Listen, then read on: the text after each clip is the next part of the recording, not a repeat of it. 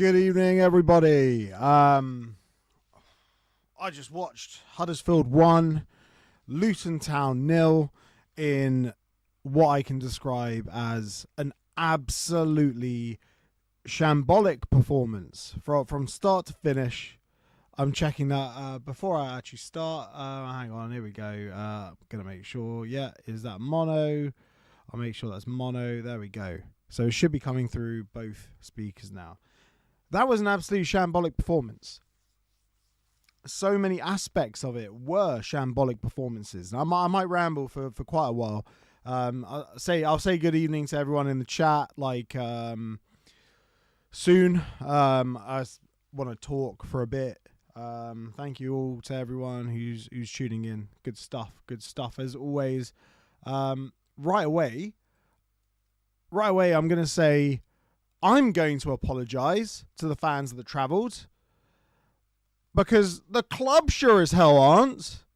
They're probably going to put out a tweet saying, thank you for your support, travelling Hatters. That is not enough for this. 2 games, 2 long-distance games. Plymouth, abject performance. Tonight against Huddersfield, on a Tuesday night, 6-hour round trip, abject performance. We didn't have a shot on target until the 71st minute. And we were playing against 10 men for 60 minutes. I'm getting myself riled up. I can see what we're trying to do, but it's just simply not good enough. There is nothing in the final third. I want to stop and just say, well done, Huddersfield, because you defended incredibly well, took the goal incredibly well, and to be honest, from the second half kickoff, there was only one team that was going to win it. Right away, they made a very proactive change. They brought on Kasumu, who actually charged at us and asked questions. But ultimately, there was only one team that was going to win it, and it wasn't the team that was playing with 11 men for 60 minutes. First shot on target, 71st minute. It's absolutely shambolic. Okay. I'm gonna back up. So the lineup. It was a very changed lineup. And when the lineup was announced, and we saw there was no striker. We all of a sudden we're all thinking, yes, Kajua, he's playing up top.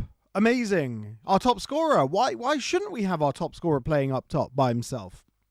But then the reality, the crushing reality dawned on all of us when the game kicks off and it's actually Jordan Clark playing up top. So you have one of your more creative and better players and you stick him up top. He's 5'8", he's short, and we're not feeding him at all. There was a moment where he actually made a very good, it was going to be a cross into the box. He looks up, he still crosses the ball in, and there's no one there. Jake Richards not folding in. Anyway, so our line-up, it was Keeley in goal, Johnson, Mengi, the oil tanker Anderson, Longwick, then you had Walsh, Bramall back in for Lawrence, which I think was good. Bramall tried, but ultimately nothing was coming off tonight.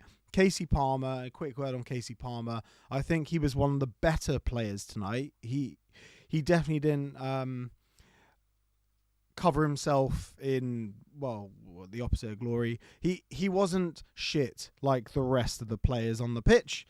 And then Kajua behind Clark and Richards. So it was like a modern day 4 up top, everyone changing positions, doing the really complicated thing. The thing is, it's just so complicated. Our players can't do it. They can't do it. They don't know what they're doing. It's all tippy-tappy, round the back, into the middle. But then as soon as we get into the final third, no one knows what the hell they're meant to be doing. Are we meant to slide the ball in? Am I meant to run? And this is something very similar to what I said post-Plymouth. there was that breakaway when Casey Palmer was running through against Plymouth, and you had Clark and Wells just running straight in front of him. No one was bending a run, dragging a defender away, actually trying to, point where they wanted the ball. That is poor coaching. I can't think of any other way around it. Like, obviously Jack Wilshere's come in and he has his ideas, but we've had 3 managers now that have all played absolutely dog shit football. Jack Wilshere's football, at least there is a semblance of what he's trying to do. But we do not have the personnel for it, which is not his problem. He's come in and the players that are here are the players that are here. There's obviously no money to actually buy the players that he wants. But in reality, you could put Erling Haaland in this team and he wouldn't fucking score either. It's actually that bad. We cannot create the chances. And I said it. There's only one team that looked like they were going to win this game. Having shots. Huddersfield were trying it from different places. They're the only team that actually looked up for it today. And I feel bad for the fans. Going back to what I said, I'm sorry to the fans that travelled. I am so sorry for you. Because you go there, you spend your hard-earned money. It's on a work night. I remember the last time I went to Huddersfield was for the playoff semi-final. I didn't get back until 1 o'clock in the morning. It's a long trip to Yorkshire. It's so long. And they're coming back empty-handed. Like, okay, the one player that comes out of this game with any glory is Shayden Morris. He came on. He drove at the defence. He actually tried to do stuff.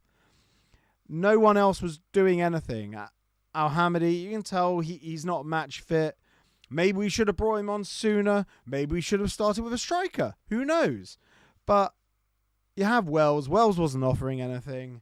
To be honest, no one was offering anything. Mads Andersen with the goal. Okay, so the goal, he receives the ball from Keeley. You can see the whole pitch in front of him. So he does a basic pass. He passes it to Liam Walsh. But he doesn't pass it to his feet. Passes it about 2 yards away from his feet. So the ball just rolls straight past Liam Walsh. But Liam Walsh had someone right behind him anyway. That is a basic, stupid error that Mads Andersen made. And remember, this is a geezer that we signed for $3 million when we were in the Premier League. And he was League One Player of the Year. To me, look, I hate digging out players, but some of the players here, there are no personalities, there are no leaders, there's no one taking accountability for what's going on. Mads Andersen looks like a horse that has been taught how to play football. He's slow, he can't pass, he heads it and kicks it away. He hacks it away. It reminds me of myself when I played football when I was an 11-year-old. I don't know how we spent. We sprayed £3 million up the wall on this guy.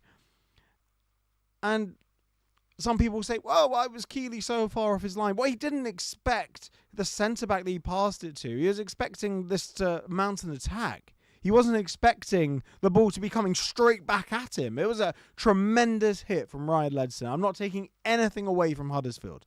They defended incredibly well. But it's hilarious that they had a striker sent off. They had the other striker go off injured. And they carried more threat going forwards than Luton Town did in that entire game. Wow. And the red cards, they were booing Casey Palmer throughout the game. It was ultimately a red card. You can't pull someone's hair.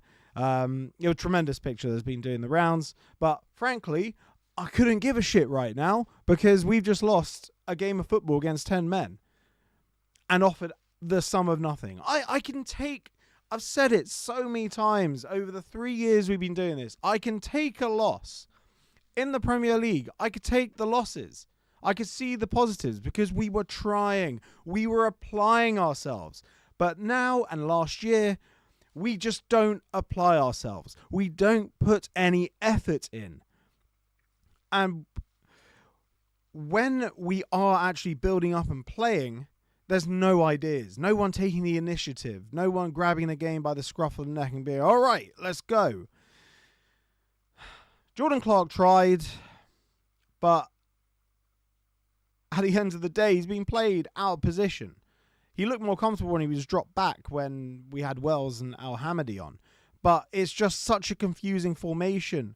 He's trying to play total football in League One. You got to... And this is something I said about Rob Edwards ages ago. If the philosophy doesn't work, embrace the fundamentals. League One, it's a terrible league. It's the worst league. It's the worst quality this league has been. Essentially, we've lost 11 games now, and we are still within grasp of the playoffs. But at the same time, we could very easily slip into the relegation battle. I can't see any business we would do that would actually change our fortunes, because the rot is so firmly embedded in how we play. There's no escaping it. I'd love to be proved wrong. I genuinely would love to be proved wrong. Right. Okay.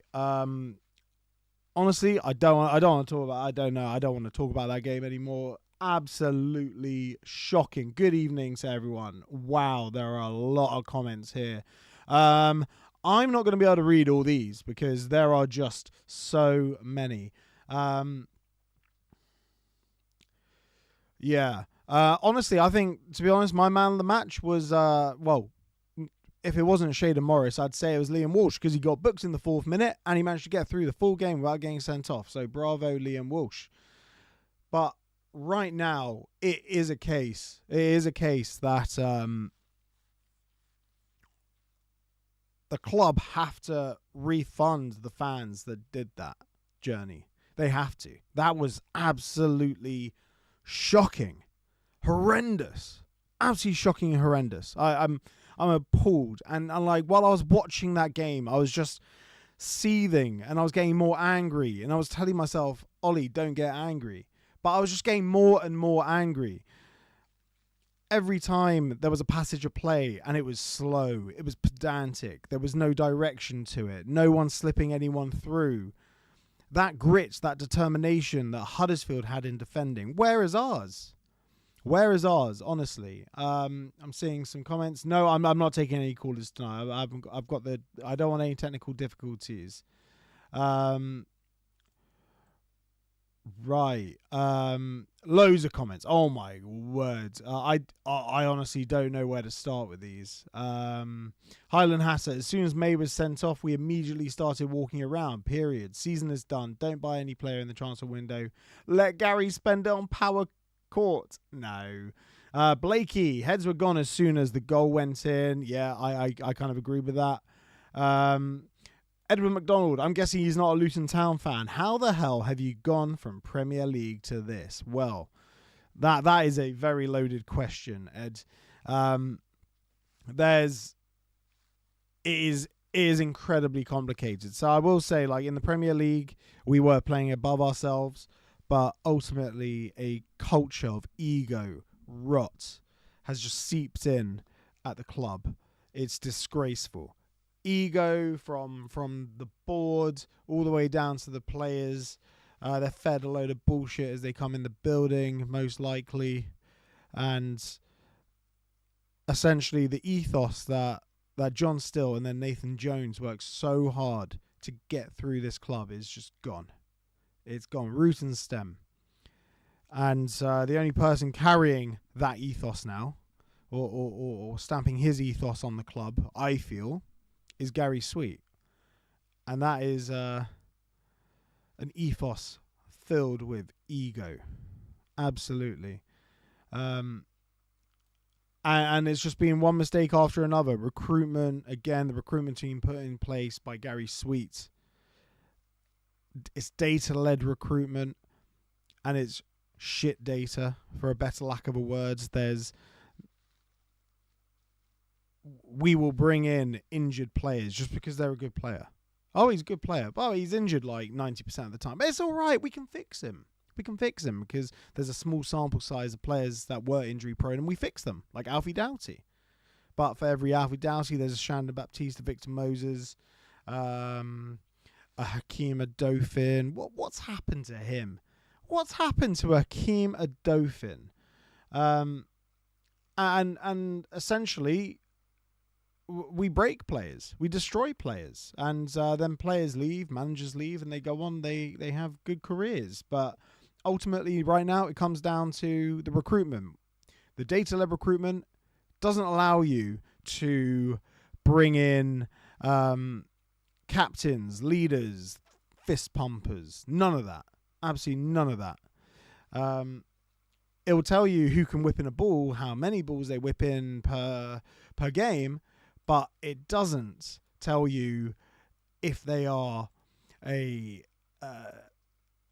leader, a fist pumper, a good character, someone that will bring everyone else to the fore and big everyone up. It tells you none of that because it's data and it's a load of nonsense data. I've lost everyone's comments. Hang on.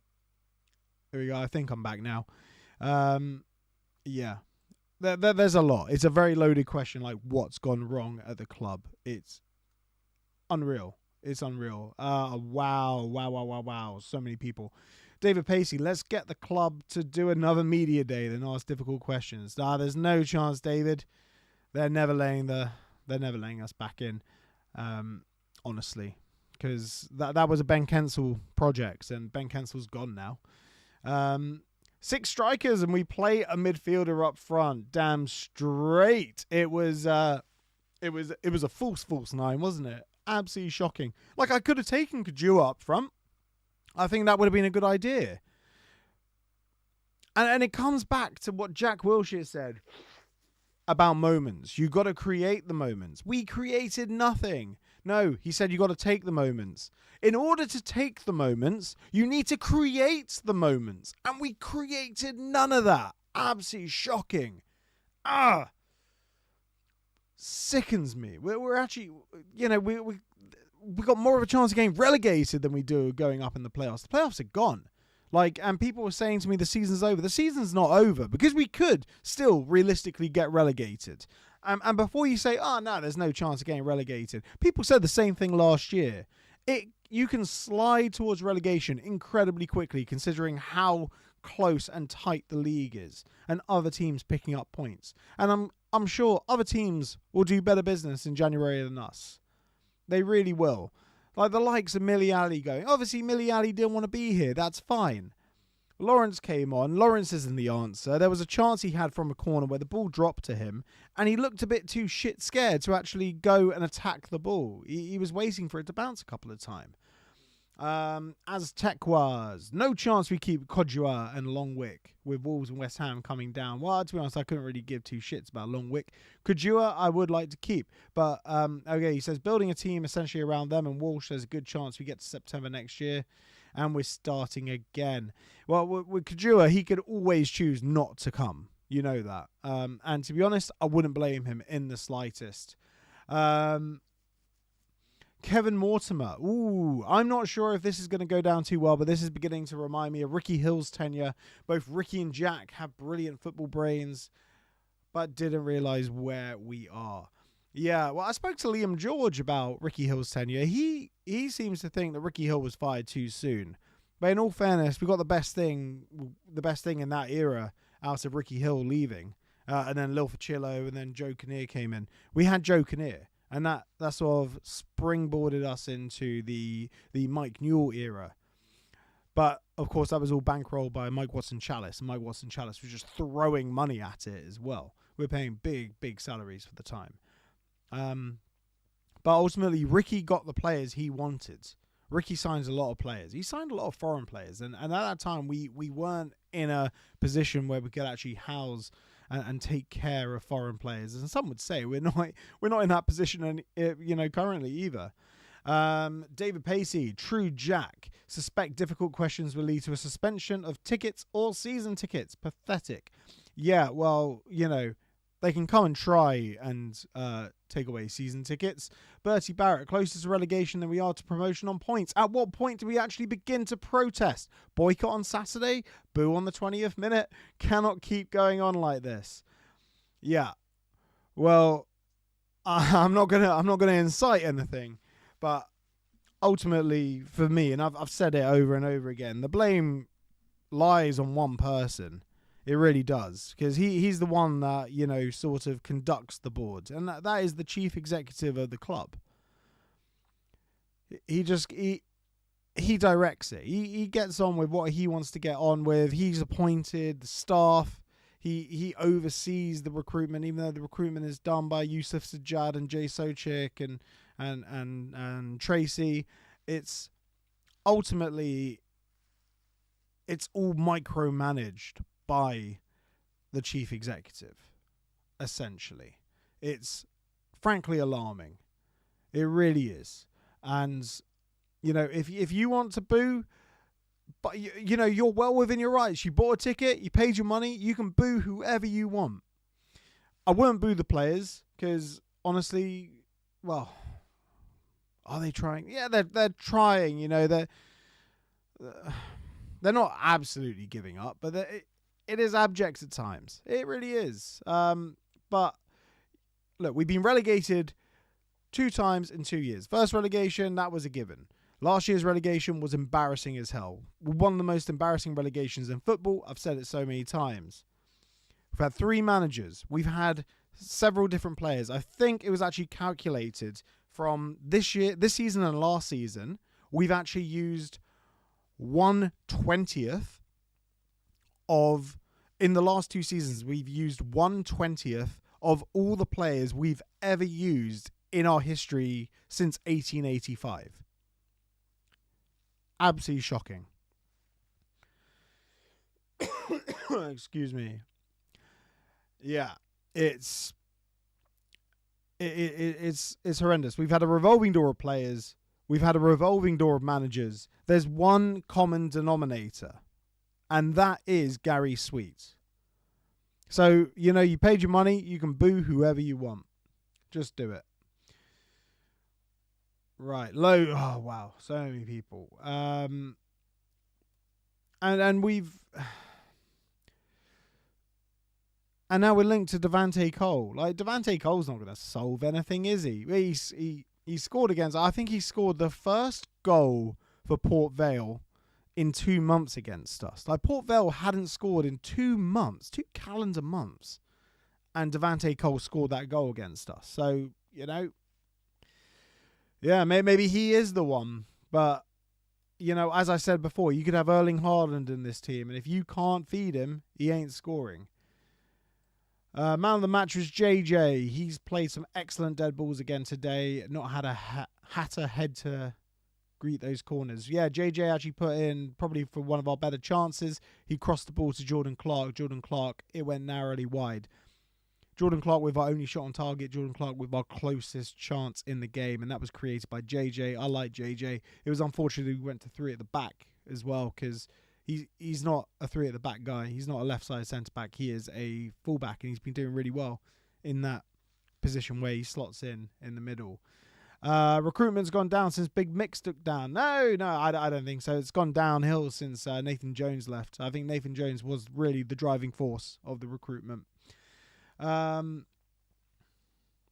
Edward McDonald, as a Watford fan, oh, mate, what the hell are you doing here? I'm gutted how your season is going, losing to mighty Huddersfield and Plymouth. Tough games. If I knew how to, I'd ban you from this chat, mate. Get out of here. Super G-Force, promotion to the Premier League turned LTS into the Gary Sweet show. He has no intention of giving up top billing. Yeah, well, people don't have intentions of leaving. Sometimes it's thrust upon them. Let's see what happens. Louis Pepper has 3x the amount of goals our strikers have. Who is this? I don't even know who we're referencing. Andy C. Mack, fan since 1983 and have now genuinely lost interest. The past 2 seasons, just bored of it all. Genuinely, it has gotten to that point, has it, where it's just apathy. A lot of people you speak to, they're just apathetic. So, here we go again. Going to Kenilworth Road, I used to love it. I love seeing my friends. I love the social aspects of it. Seeing my friends before the game is one of the best things I can do. Because, I don't drink too often. I have a beer, chat to my mates, catch up. And it's a time to see them in person, because I do a lot of this, where we're online with the midweek catch-ups. We've got the midweek catch-up tomorrow, Wednesday night, 9 p.m, shameless plug, and I see them in person, which is fantastic.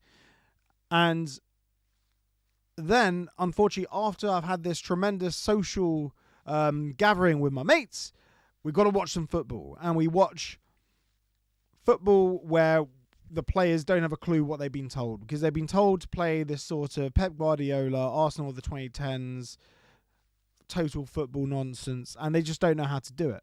They really don't know how to do it. David Pacey, I'm in the main stand Saturday. Might voice my view in front of the comfy seats, as I suspect many will before or after or during the game, assuming they are brave enough to turn up. Yeah, of course they'll turn up. They'll have security there. David, say hello to me. I'm also in the main stand, Block E, so give us a wave. Louis Pepper, Cole has 6. Wells has 2 and Yates has 2. Realistically, they're all crap, though. Yeah, to be honest, 6 goals, we'd yeah. We'll turn that around, won't we? Right. Shall we? Aaron Dagley. Best thing this season by a long shot. The return of OK Football. Welcome back. Don't keep your mouth shut anymore. There's a lot more to come, mate. There's a lot more to come.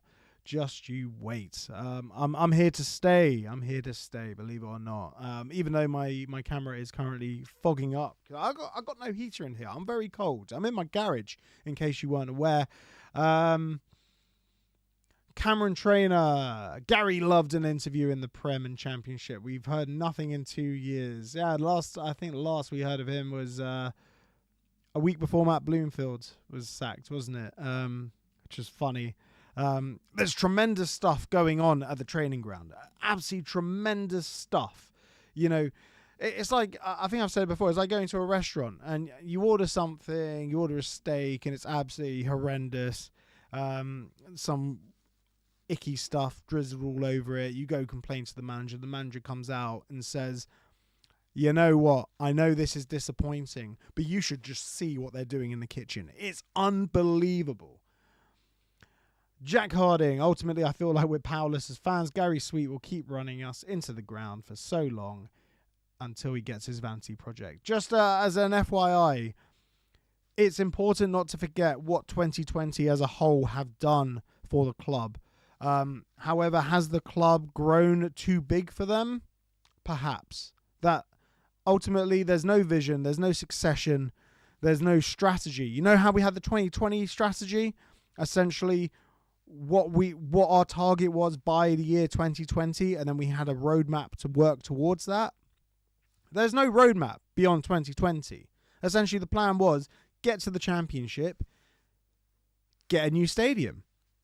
Tick, in progress. So now it essentially it's jazz. It's being improvised as we go, and now we're getting into the stadium. Stadium is becoming a massive, delayed roadblock. It's crazy.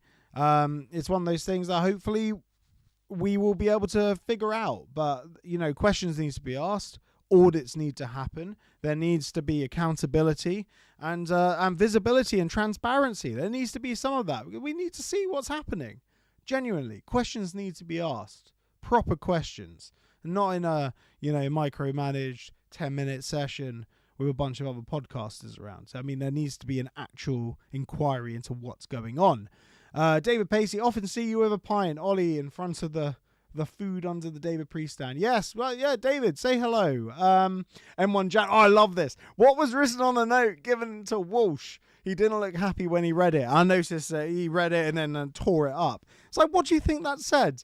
Let us know in the comments. What do you think said that? Yeah, I reckon it said, score some fucking goals, I reckon. Greasy, we seem to turn good players into terrible players. We are cursed. It does seem that way, doesn't it? SSE LTFC. Can Gary Sweet be chief stadium manager only? Honestly, I don't even want that. Danny Club, 68 years of watching Luton. Wow, 68 years. I've stopped going this season. Can honestly say I've not missed it. It'll probably be easier on the old heart as well. It's the same for my dad.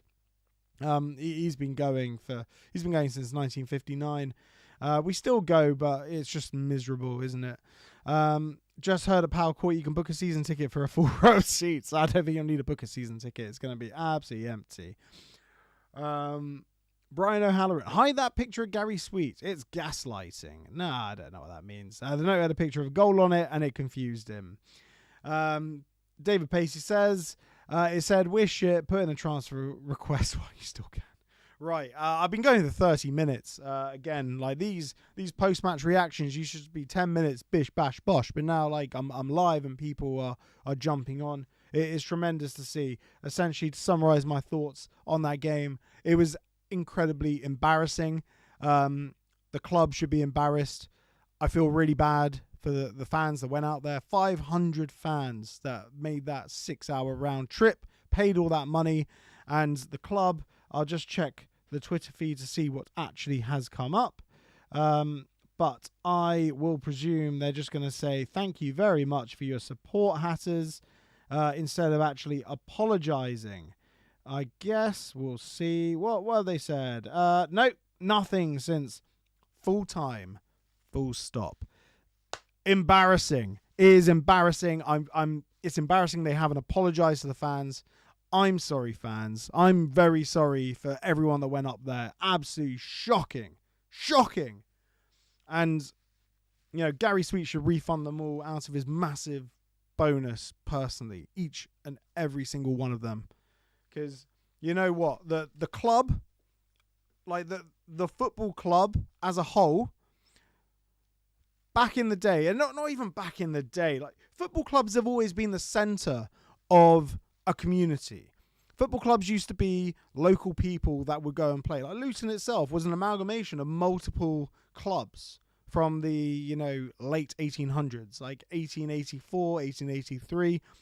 Luton Excelsior, Luton Wanderers, Luton Cricket Club. They all got together and voted to amalgamate into Luton Town Football Club. A football club that the town of Luton could be proud of. And the football club, even though like professionals came from Scotland, and Luton Town were actually one of the first team to have, they were the first team in the south to have professional footballers, Scottish professional footballers, or scabs from Scotland, who came down and we paid them a wedge and they played for us. Until very recently, football clubs have been the hub of a community. Local people from the community, they use the facilities in the football club. The football club and the players, they go and visit, you know, L&D, or they visit local hospitals around the area every year. There has never been as big a disconnect as there is right now. And it's appalling. It's genuinely, it's staggering. It's staggering. Yeah. Yeah, Soulful Hatter. I assume your pick of Sweet is ironic. The man is an embarrassment, lacks of judgment. Nailed it. Right, everyone. I'm out. I'm done.